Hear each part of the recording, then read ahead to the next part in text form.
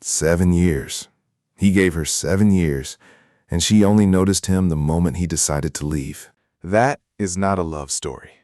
That is a slow execution. And Song-shin was both the prisoner and the one who finally swung the axe. To understand why this moment matters, you have to go back to the beginning. Back to a 16-year-old boy who looked across a room and saw Soo King-yeon for the first time. She wasn't doing anything remarkable. She was simply standing there, cold and effortless, like a statue carved from winter. And Song-shin, foolish and bright-eyed, felt his whole chest rearrange itself around her. He waited 2 years before he said a word. 2 years of gathering courage that she would never once appreciate. Soo King-yeon was not the kind of woman who appreciated things quietly given. She was the youngest CEO in the capital, born into the Soo family's iron pyramid, raised without warmth by design. Her grandfather had trained her to be sharp. Her mother had taught her only how to be used. By the time Song-shin confessed, Soo King had already learned to treat love like a liability. She accepted him anyway, not warmly, just accepted. And Song-shin mistook that acceptance for a door opening. He walked through it and never looked at the exit. For 7 years, he cooked her meals she came home too late to eat. He massaged her shoulders when she was exhausted and asked nothing in return. He waited on birthdays, on anniversaries, on dates they had planned together. She stood him up each time, without ceremony, without guilt. The reason was always the same name, Ji-ming-shwan. Soo King called him her younger brother, a boy she had known since childhood, fragile in constitution, special in her eyes. Song-shin tried to believe that framing. He tried until believing became its own kind of violence. And so he started counting. Every time she abandoned him for Ji-ming-shwan, he sent her a number. She asked once what the numbers meant. He was drunk that night, too tired to lie with elegance. Every time you stab my heart, I mark one number, he told her. When you reach 100, the me who loves you will die. She laughed. She filed it away as one of his dramatic moments and forgot about it by morning. Number 50 came, number 70, number 88. She noticed none of them. Number 99 arrived, sent on the night of his birthday, which she had spent with Ji-ming-shwan. Not a word of acknowledgement. Not a single text. Number 100 came quietly, without announcement. She didn't notice that one either. And then came the engagement banquet. Song-shin had poured everything left in him into that event. He had asked Soo King only once what she wanted. "Handle it as you see fit," she said, and walked away. He handled it.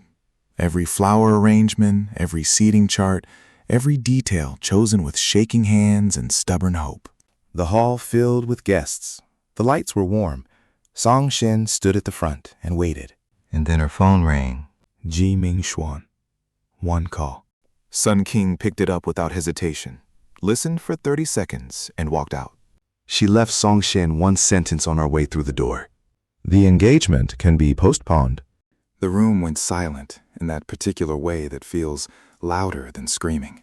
Song-shin stood at the front of the hall in his perfectly pressed suit, surrounded by 100 people who had just watched him get abandoned. He even begged her, quietly, humbly, the way he had always done. She left anyway. Then Ji-ming-shwan's message arrived, like a final kick to a man already on the ground. I won. Because months earlier, Ji-ming-shwan had bet Song-shin that Soo King would abandon him at the banquet. He had bet confidently, cruelly, as a man who knows exactly how much space he occupies in a woman's heart. Song-shin had accepted the bet. He had wagered the only thing he had left to give. He wagered his love for Soo King-yeon. And he lost. A better smile settled on his lips, not the sharp kind, but the hollow kind that comes after all the pain has already passed through. He spent 7 years warming her, and in the end, he was just a joke she hadn't bothered to remember. He opened his chat window with Soo King and typed 4 words, "Let's break up." He sent it, He blocked her. He went to get his suitcase. The hallway had one more obstacle waiting for him. Su Yuru, Su King's cousin, not by blood but by the cruelty of circumstance, was already there with 6 friends and 6 recording phones. She had spent years despising Song Shin, this country-born nobody who had somehow clung to her goddess cousin. Now she thought she had her perfect moment. The engagement canceled, the groom fleeing, 6 cameras ready. She crossed her arms and smiled at him. The engagement was canceled. How embarrassing. Are you slinking away? Song Shin looked at the phones, looked at her. Then he smiled, and it wasn't a warm smile at all. Honestly, it feels pretty awful, he said. But probably not as awful as being a bastard like you. The temperature in the hallway dropped by several degrees. Su Yuru was not Su King's blood cousin. She was an illegitimate child, born from her mother's affair. That truth was a wound she had spent her entire life burying. Song Shin had just dug it back up with surgical precision in front of everyone. She swung at him in blind rage. He sidestepped, kicked, and sent her stumbling to the floor in a graceless heap. Still she threatened. Still she demanded he kneel, lick her shoes, beg for mercy. Song Shin looked into the closest recording phone with absolute calm. My relationship with Su King Yan is over, he said. I will never marry her in this lifetime. Then he picked up his suitcase and walked away. And this time, nothing stopped him. The next morning, Su King returned to the villa expecting the familiar geography of his devotion. The warm light in the kitchen, the sound of something simmering, his voice calling out when he heard the door. Instead, silence, cold rooms, an empty coat rack. Ji, the housekeeper, told her softly. Mr. Song hasn't come back since that night. Su King picked up her phone and opened their chat window. The breakup message sat there in plain text. She laughed, short, sharp, contemptuous, the way powerful people laugh when they're certain the world is still theirs to command. She told her secretary Leon to book flights to America. She had a business meeting. She would give him a week. He would cool down. He would come back. He always came back. She had never once given him a reason to believe he wouldn't. That was perhaps her most catastrophic mistake. Song Shin did not spend that week sulking. He flew home to Shangchang and walked into the small Western-style house where he had grown up. The moment he stepped through the gate, something he hadn't felt in 7 years moved through his chest. Peace. Actual, ordinary, uncomplicated peace. He hired workers to renovate the courtyard the very next day. He planted camellias along the left wall because he had always loved camellias. He dug up a patch of soil and sowed chili pepper seeds, grinning to himself the whole time. He started visiting flower shops across town, collecting supplier contacts for the business he had always quietly wanted to open. The weight of 7 years was lifting off him, hour by hour, like frost thawing in spring. And then the door of the neighboring house opened. Bai Shan came out in a rush, face drawn tight with something close to desperation. She had watched Song Shin grow up. She was the older sister next door, the kind of steady presence that never asks for credit. He called her name. She turned, and when she saw his face, relief and grief arrived in her eyes at the same time. "Shin," she said, "do me a favor. Marry me." He took a step back instinctively, and she rushed to explain before he could speak. Her voice broke as the words came out. Her brother, Ashang, had died in an accident overseas. He had left behind a child. She needed to bring that child home, but policy required the adoptive guardian to be married. She had no one else. She had run out of time. She was asking him. Song Shin had grown up under Ashang's quiet protection, that gentle, steady boy next door who never made a fuss of his kindness. He felt the grief land in his own chest like a stone dropped into still water. "Give me 1 moment," he said. "I'll get my documents." They went to the Civil Affairs Bureau together. A photo, a pledge, a stamp, and it was done. Bai Xian held the marriage certificate against her chest, thanked him quietly, apologized once, and ran for the airport. Song Shen watched her go and felt clean about it. The kind of clean that comes from doing something simply because it was right. He went home and watered his kawulgas. 7 days passed. Su King landed back in the capital. She told Leon to contact Song Shin and arrange dinner at Starlay Restaurant. Leon called Song Shin's number. It rang and rang and rang and cut off automatically. Leon tried again. Same result. Su King frowned. She was holding a gift box from America, a luxurious watch she had won at auction, chosen carefully, an apology for the banquet, wrapped in velvet. She told Leon to try one more time. This time, the line didn't even ring. A message appeared instead. The number you have dialed does not exist. Song Shin had thrown his phone into the moat the night he left the capital. He no longer had a number for her to call. Su King closed the gift box. Her face showed nothing. She told the driver to go back to the villa. Chi met her at the door with eyes full of careful worry. Mr. Song hasn't come back since that day, she said. I've called many times. He never answers. A trace of concern flickered across Su King's face, but her voice stayed certain. He wouldn't do anything rash, she said. He's not that kind of person. She believed that. She had always been able to predict Song Shen. She took out her phone and typed him a message. Come back. I'll hold an even grander engagement banquet for you. She sent it and waited. A large red exclamation mark bloomed on her screen. He had deleted her. Su King stared at the screen. He had blocked her before during arguments, always briefly, always reversing it within hours.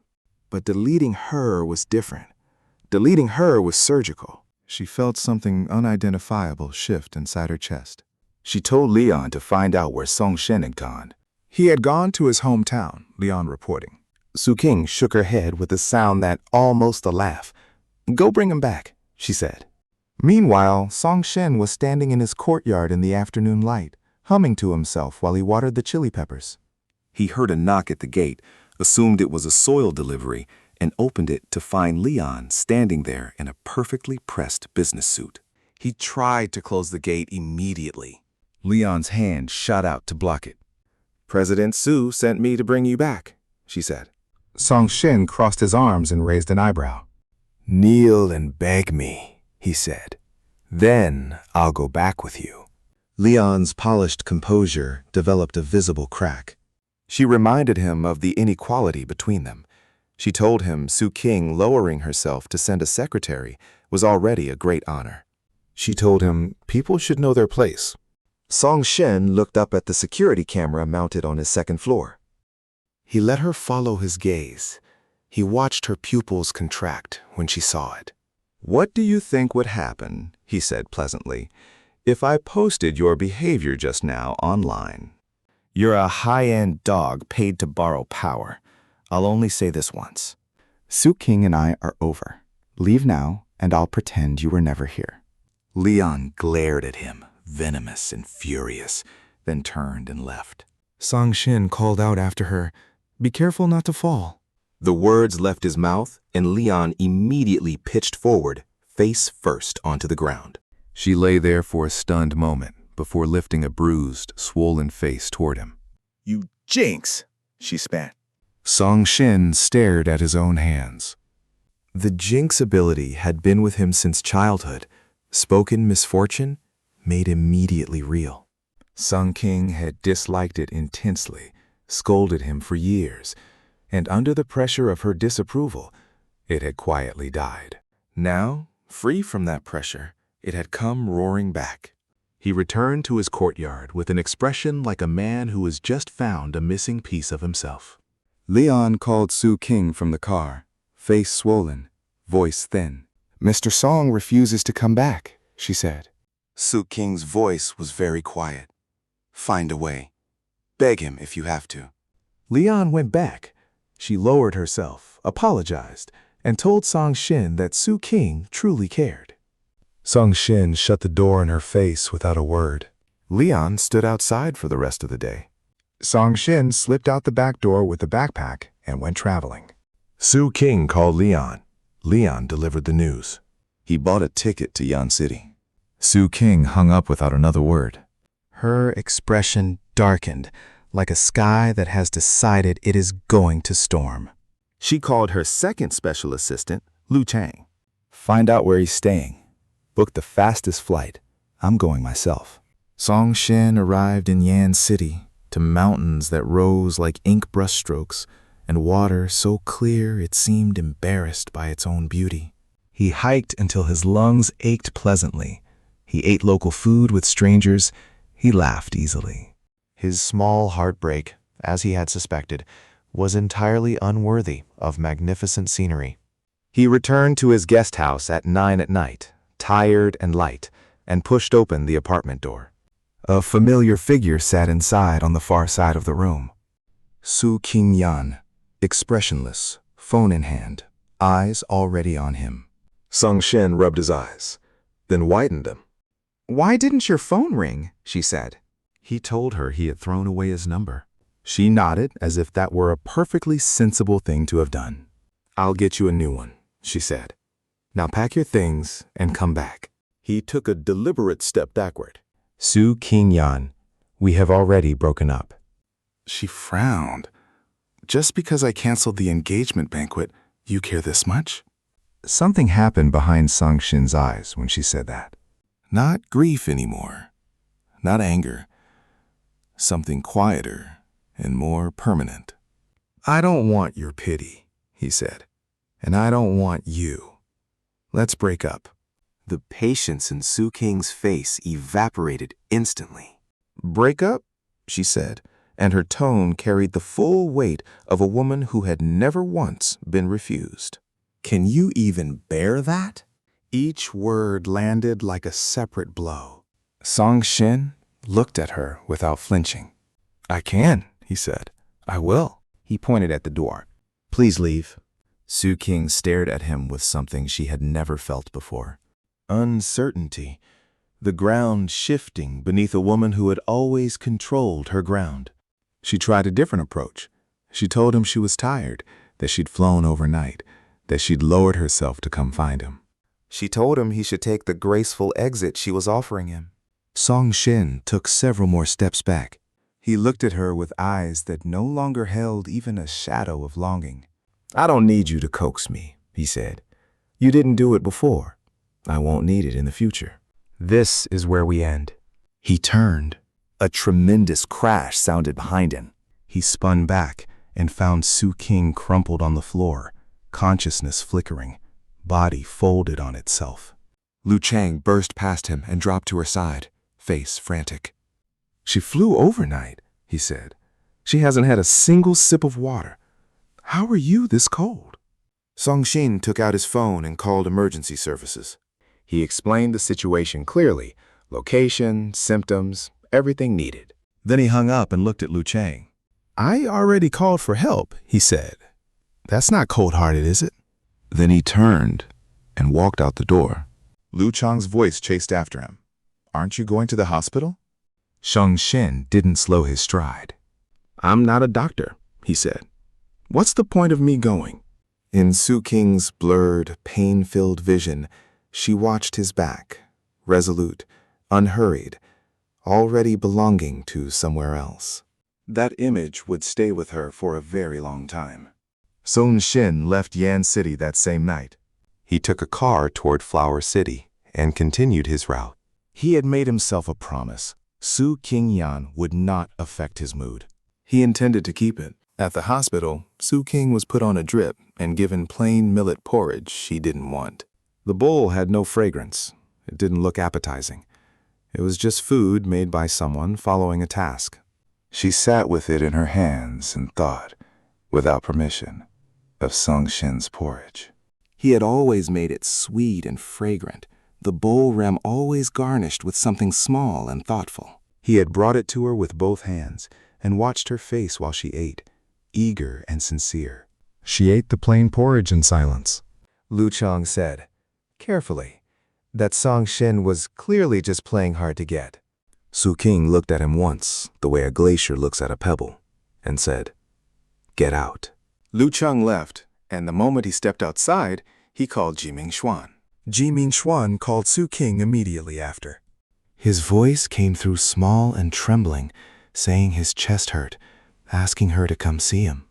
Su-king told him calmly to call Hu Jing. Hu Jing was a doctor. She was not. He kept pushing. He asked if she was choosing Song Shin over him. And Su-king, tired and in pain, said the most honest thing she had said in years. I can't spend my whole life putting you first. I will marry someone. They will be the most important person to me. On the other end of the line, Jiming Xuan went completely still. The color left his face. Under the hospital blanket, his fist clenched until his knuckles whitened. And somewhere behind his soft, helpless eyes, something dark and calculating began to move. Back in Flower City, Song Shin had been living beautifully. He visited flower shops, collected supplier contacts, ate well, slept fully. He entered a lottery reservation for a famous local steakhouse, the kind of place so exclusive you could only get in by luck, and won. Reservation number 9-7 that evening. Even his luck felt different now. He arrived at the restaurant, showed his number, and the waiter's entire posture shifted. Mr. Song, please follow me. The waiter led him to a private dining room. Song Shin found that strange. He was eating alone. Why a private room?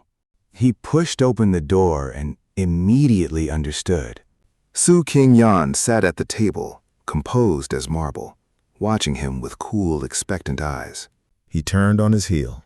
The door swung shut behind him and would not open again. He let out a short, disbelieving laugh and turned back around. He crossed his arms and looked at her from across the table. "Sorry," he said. "I don't eat at the same table as an ex-girlfriend. Ruins the appetite." She pointed to the chair beside her with one elegant finger. "Sit down. You wanted steak." He spread his hands. I didn't agree to break up, she said. I smiled faintly at that. It only takes one person to agree. Su-king softened her voice. The engagement banquet was my fault. I didn't think it through. I'll make a grander one. Song Shin made an X with both hands. "Please don't. We've already broken up. You and Jiming Xuan are a match made in heaven. Give the banquet to him." Su-king's face filled with the particular helplessness of someone who keeps offering a key to a door that no longer exists. Ming Xuan is only my younger brother, she said. There are no romantic feelings. Why won't you believe me? Song Shin rubbed his forehead. He had run out of ways to answer that question. "Whether you two are siblings," he said, "is your business. It has nothing to do with me anymore."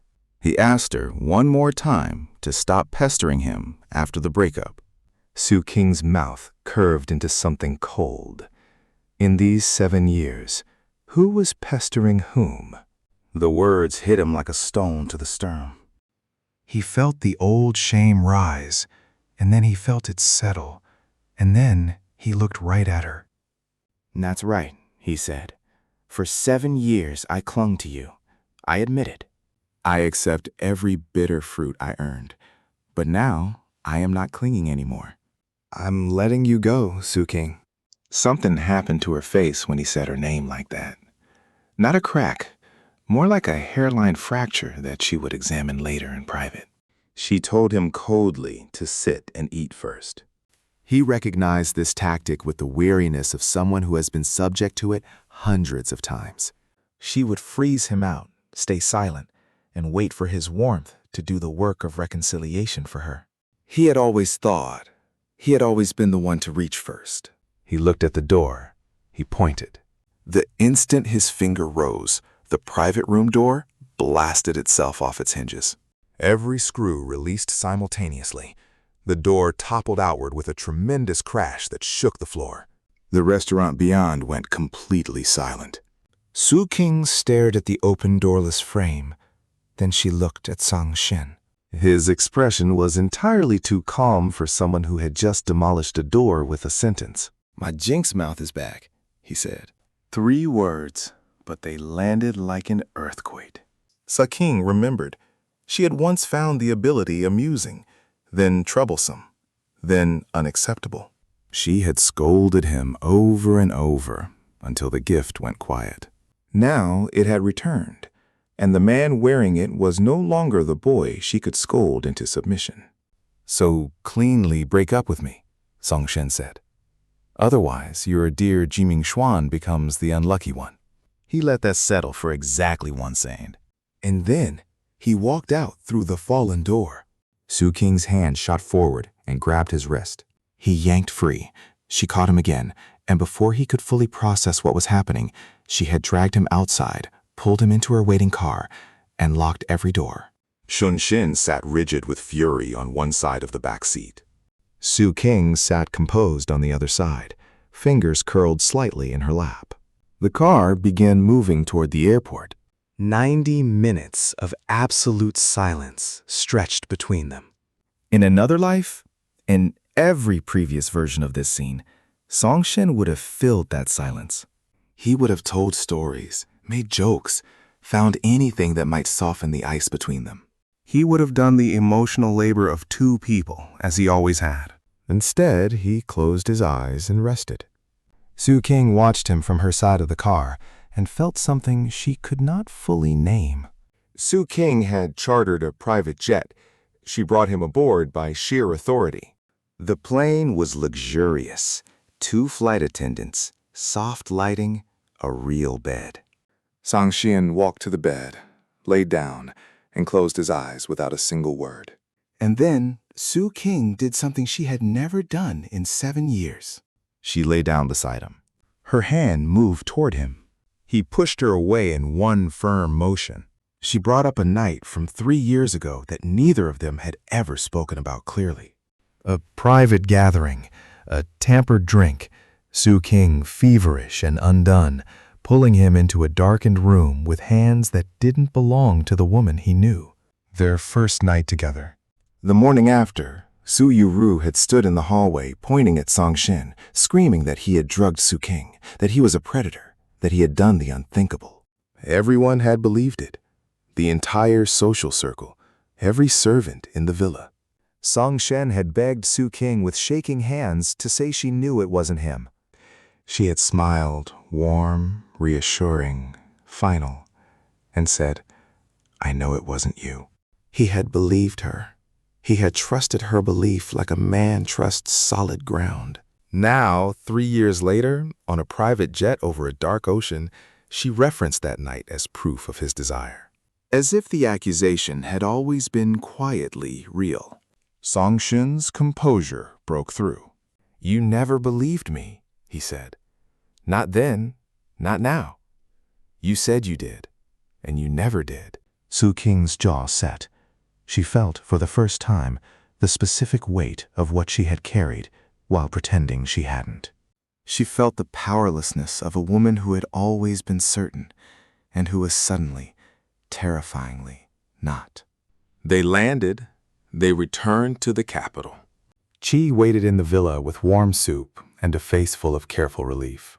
Song Shin sat down, ate every drop, and gave her a bright smile. "Thank you, Chi. You work so hard." Chi's eyes filled immediately. She had watched this boy pour himself into this house for years, watched him smile through every humiliation. She had never once seen him look the way he looked now. Lighter, like something that had been pressing on him from above had finally been removed. Suking's best friend, Shen Zikin, arrived that evening to find Suking at a private table, pouring herself glass after glass of whiskey. This was not normal. Suking Yan did not drown sorrows in alcohol. She did not have sorrows she acknowledged. Shen Zikin sat down and watched for a moment. "You're serious," she finally said. "You're actually drinking over this." Suking didn't answer. She downed the next glass in one motion. Shen Zikin had known her for years. She had known Song Shin just as long. She was the one who had quietly watched the gap between what Suking gave and what Song Shin needed grow wider every season. "As your best friend," she said carefully, "let me be honest with you. If you've actually developed feelings for Song Shin, then I'm very sorry. Because he meant it. He persisted for 7 years with someone as cold as you and loved you with everything he had. That kind of determination doesn't turn back on itself, Kian. Once he's decided to let go, he lets go. Su King's hand paused on the glass. She stared at the amber liquid inside it, and something moved behind her eyes that she would have died before letting anyone see clearly. Then a drunk and wine-soaked Su King was carried back to the villa by Shin Zikin later that night. Song Shin was in the living room watching dramas. He looked up when the door opened. Shen Zikin deposited Su King onto the sofa and looked at him expectantly. She's had a bit too much. Make her some hangover soup. Song Shin glanced at the woman sprawled across the cushions, perfume-soaked and unconscious. Then he picked up the blanket from the armrest and covered her with it, face and all. He called toward the kitchen without looking back. Chi, could you make Miss Su some hangover soup? Then he turned and went upstairs. Shen Zikin stared after him. She had seen Song Shin in the past sit beside Su King for hours when she came home drunk. Wiping her face, holding her hand, watching her breathe. Now he didn't break his stride for a single second. Even she, an outsider, could feel the weight of that difference. She lit a silent candle for Su King Yan inside her heart. Later that night, drunk and certain, Su King knocked on Song Shin's bedroom door. He filled a cup of water, opened the door, and splashed it directly onto her face. If you want to act like this, go back to your own room, he said. Don't come here and lose your mind. Water ran down Su King's delicate face in large drops. The old Song Shin would have grabbed his phone and taken 17 photos of that view. This Song Shin closed the door. Su King stood outside in the dark hallway, dripping, finally beginning to understand something she had always taken for granted. The next day, Song Shin went out with Shen Wu, Shen Zikin's brother, one of the capital's most discerning young men, and Song Shin's most loyal friend. They ate, they talked, and then Shen Wu took him to a private club where the music was loud and the atmosphere was free. Song Shin danced. For the first time in years, he danced without thinking about whether someone was watching him with disapproval. Then a hand grabbed his waist from behind in the crowd. He stopped immediately and said under his breath, "Whoever touched me, break your leg." The music drowned out his voice entirely. But at the edge of the dance floor, a masked figure suddenly screamed and fell, ankle twisting, arms slamming into broken glass on the ground. Blood spread across the floor in a bright red bloom. It was Zhang Xin, one of Su Yiru's friends, who had been following Su Yiru's silent instruction. Su Yiru had spotted Song Shin on the floor, remembered the public humiliation he had delivered in that hallway, and sent her crony in. The crony was now being carried out by security guards, badly injured. Song Shin looked across the room and met Su Yiru's gaze. He sneered. She deserved it. He and Shen Wu left the club into the night air, and Song Shin spotted Su Yiru's car pulling away. She had been drinking. She was driving drunk.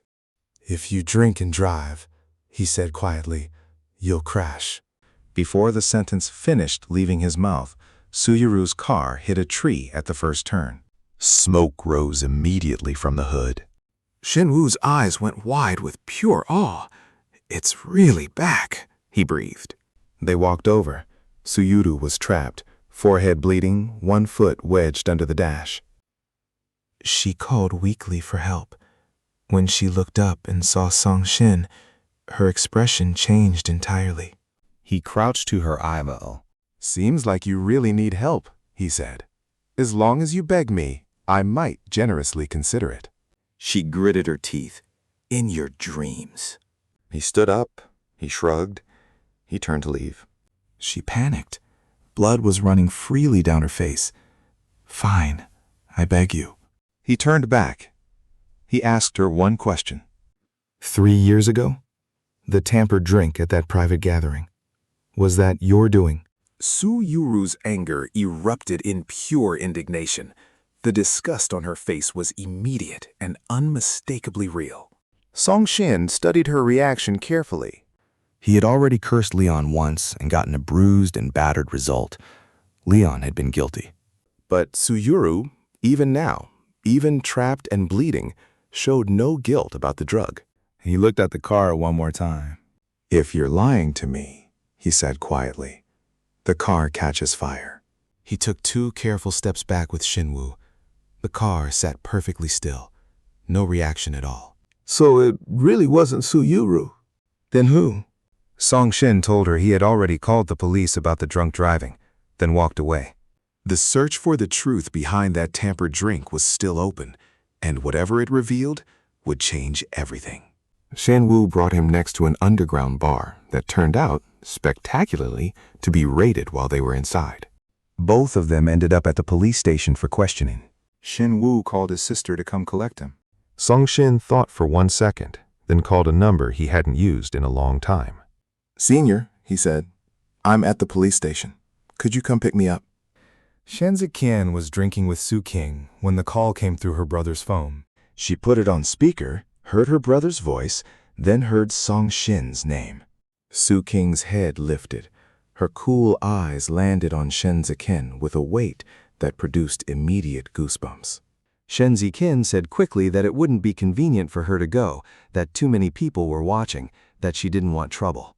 And Song Shin, on the other end, said simply, "It's fine. I'll call someone else."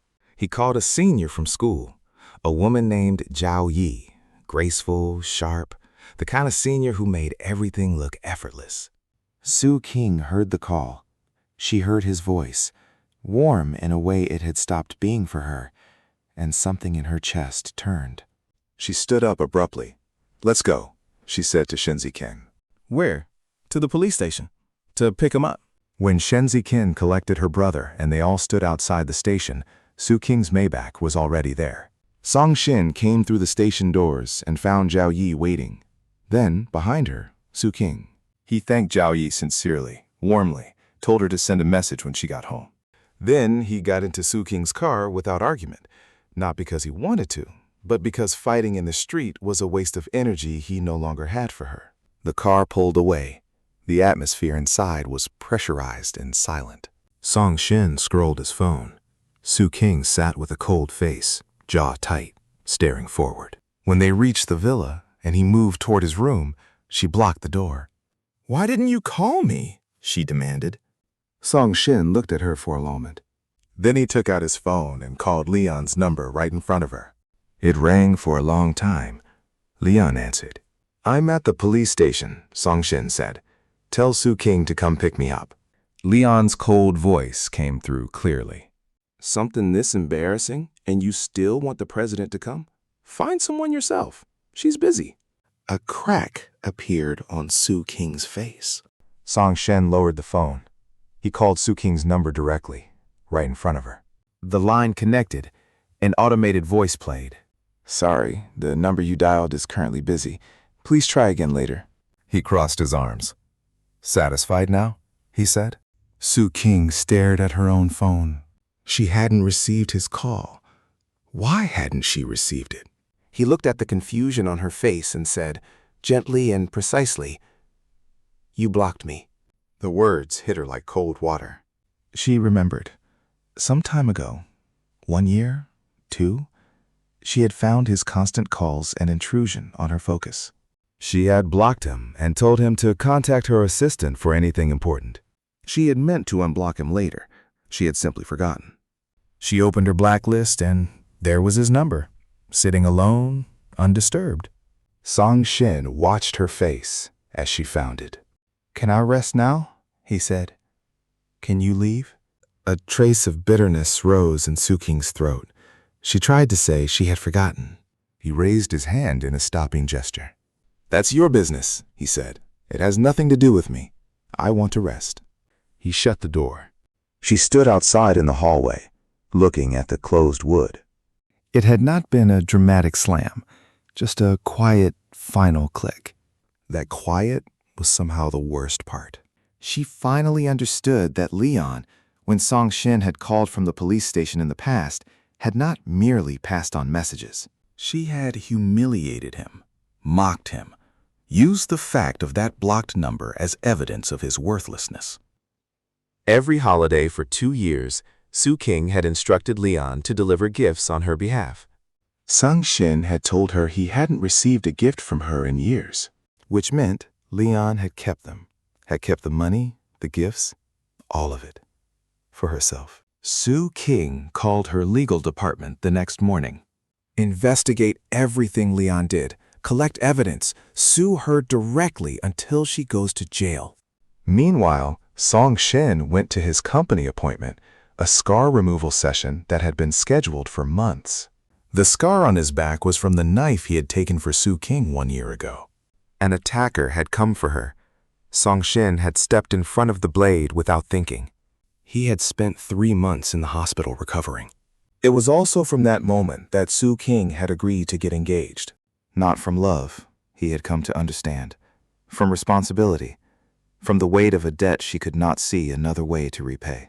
Su King insisted on accompanying him to the hospital. He tried to dissuade her. She saw through the attempt and said archly that he probably didn't want her seeing him without his coat. He shrugged and said fine, then stuffed his coat and phone into her hands and blocked her at the treatment room door. She sat in the VIP lounge and waited. His phone buzzed with a WeChat notification. She glanced at it, then her fingers froze, and she opened the conversation. Leon had sent messages, dozens of them, going back weeks. Each one worse than the last. You pathetic toad lusting after a swan. The president doesn't care about you. Go die. There were photos in the chat history of Su King sitting tenderly beside Jiming Xuan's hospital bed. Leon had captioned them, "Miss Su is accompanying Mr. G. Please do not disturb them, even if today is your birthday." There was a video, Su King drinking with Shenzi King, saying he's throwing a tantrum. Let him cool off. I'm not going to him. There were dozens more. Every private moment Su King had shared with Jiming Xuan, weaponized and delivered to Song Shen like clockwork. Su King's pale fingers clenched the phone until her knuckles went white. She called her legal department without hesitating and said 3 words: file the lawsuit. When Song Shin came out of the treatment room, he found an unexpected face in the hospital corridor. Zhou Jing, his biological father's illegitimate son, the product of a cheating man and a stolen inheritance. He had only come to Song Shin's attention after Song Shin became Su King's fiancée, sensing opportunity. Zhou Jing mocked him immediately. The abandoned groom, still here in the capital, no shame at all. Song Shin looked at him with calm, faintly amused eyes. Why should I be ashamed? Couples break up. It happens.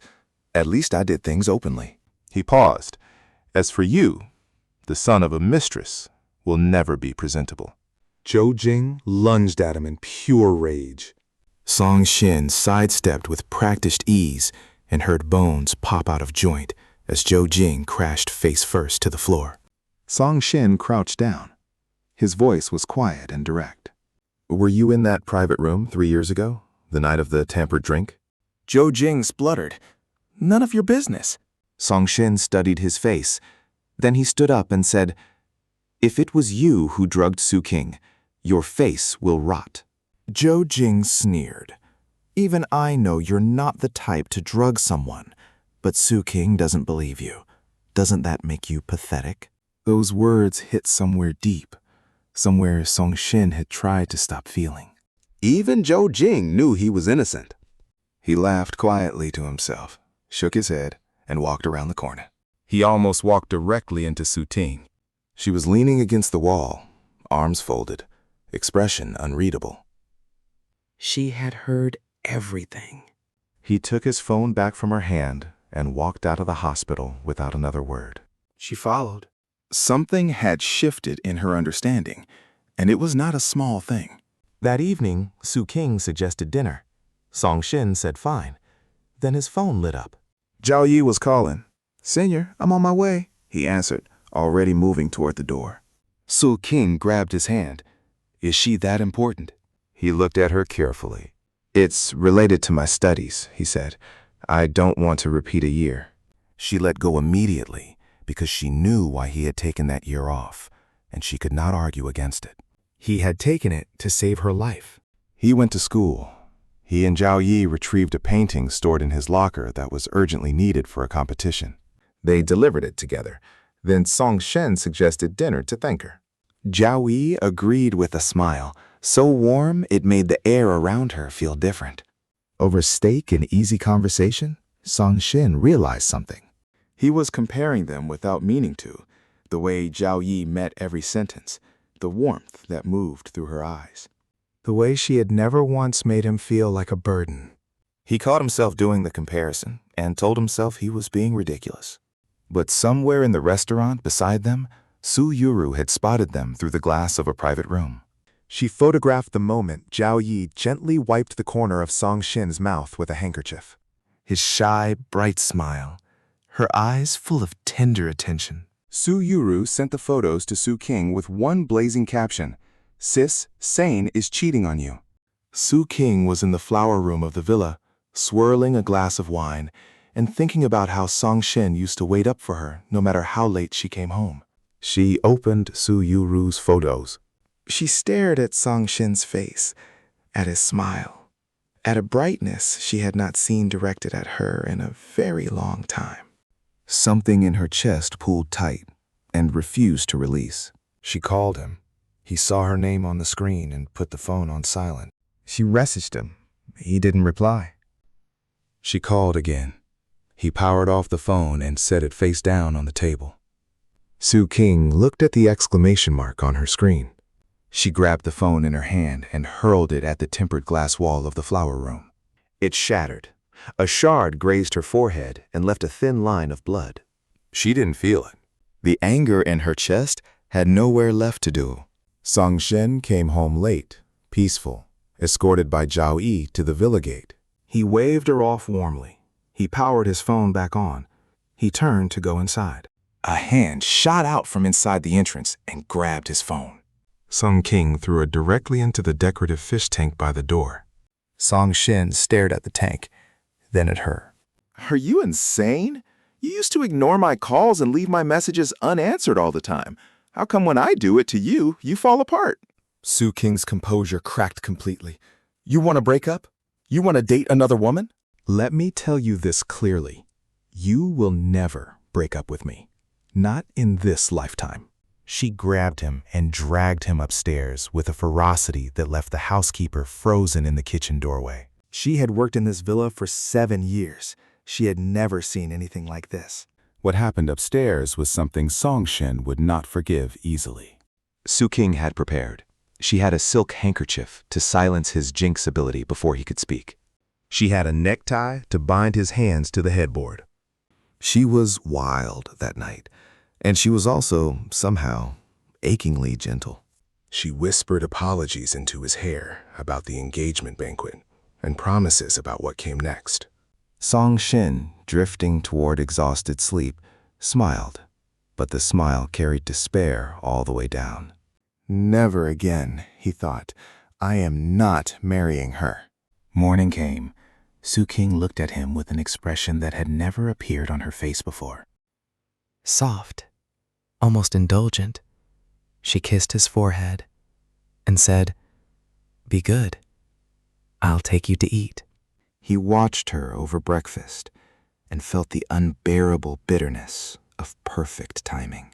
If she had given him this ordinary warmth at any point in 7 years, his heart would not have died. But she hadn't, and it had. She told him she was arranging the engagement banquet. She would go to work and come back for dinner. He nodded distantly.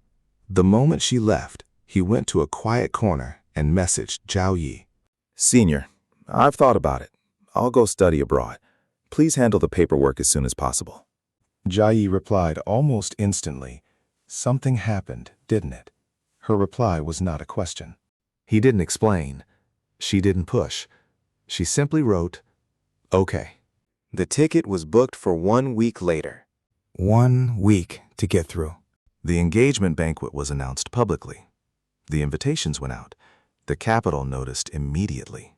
Jiming Xuan saw the announcement and lost control entirely. His face went cold in a way that had nothing to do with fragility. He had been feigning weakness for years, fainting on cue, falling ill strategically, using Hu Jing's specially formulated medicine to produce convincing fevers. He had watched Song Shin take the knife meant for Su King and hated himself for being one step too slow. Because he knew whoever took that knife was the person Su King would feel responsible for forever. He had been one step behind, and that step had cost him everything. Now, the engagement banquet loomed 3 days away, and Su King's attention had shifted irrevocably. He devised a new move. He fed information to Leon, who was already desperate, already cornered, already dangerous. He suggested that Song Shin had engineered her firing, that Song Shin had demanded she be destroyed as the price of the engagement. Leon, gambling addicted and cornered by creditors and now by a lawsuit, exploded. She arranged to meet Jiming Xuan, and then she tied him to a chair in an abandoned factory instead. She sent a photo of the bound and terrified Jiming Xuan directly to Song Shin. Song Shin looked at the image. He looked at Jiming Xuan's eyes. The fear was genuine. Whatever game this had started as, Leon had gone somewhere the plan had never accounted for. He forwarded the photo to Su King immediately with 2 words: call the police. Su King called him.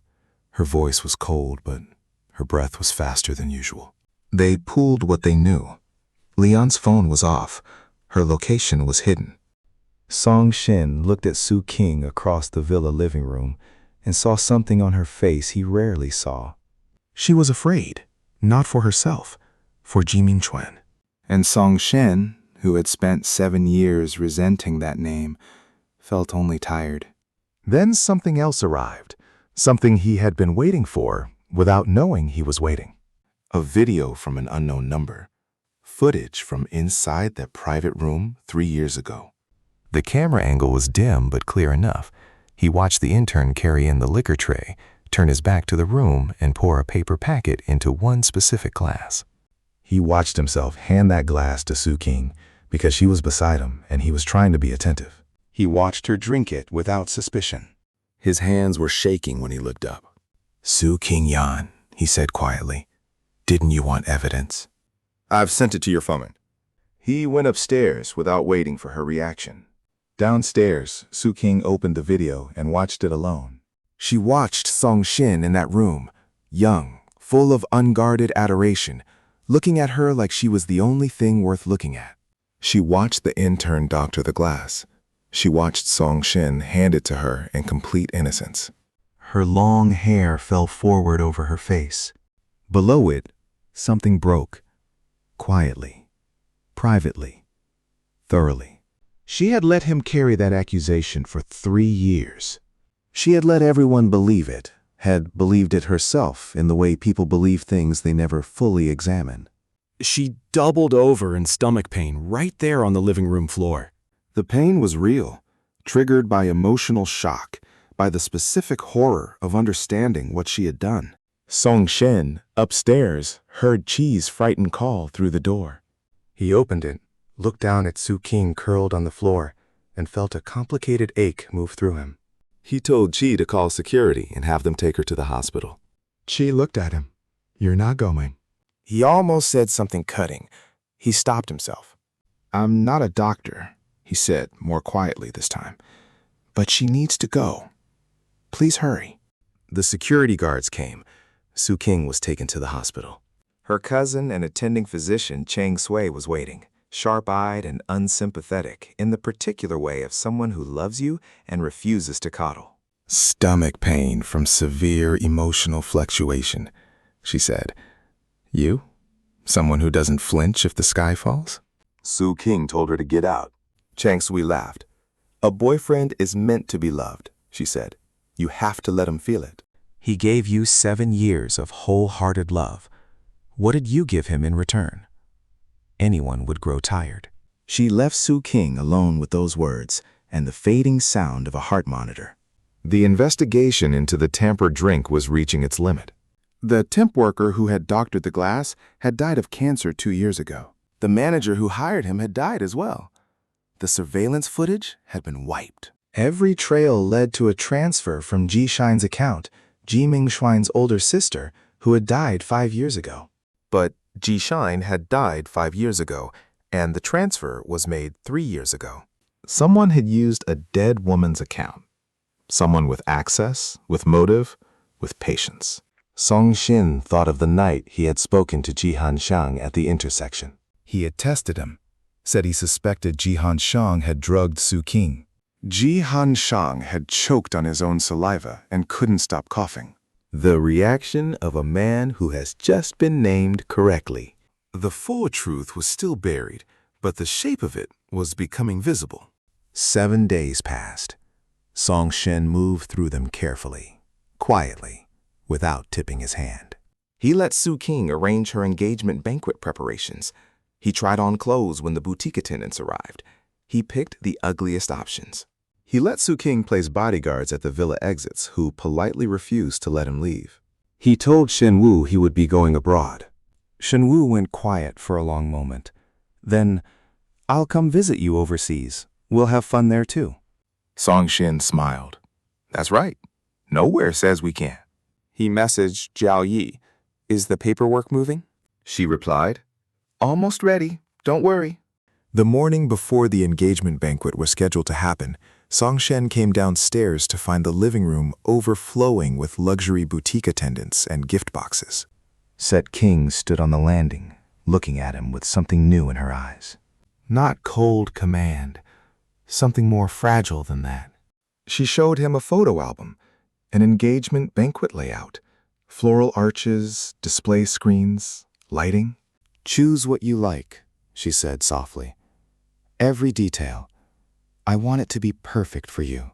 He looked at her and looked at the album and felt bitterness so complete it had gone quiet. He had once asked her exactly this. What do you want? How should I arrange it?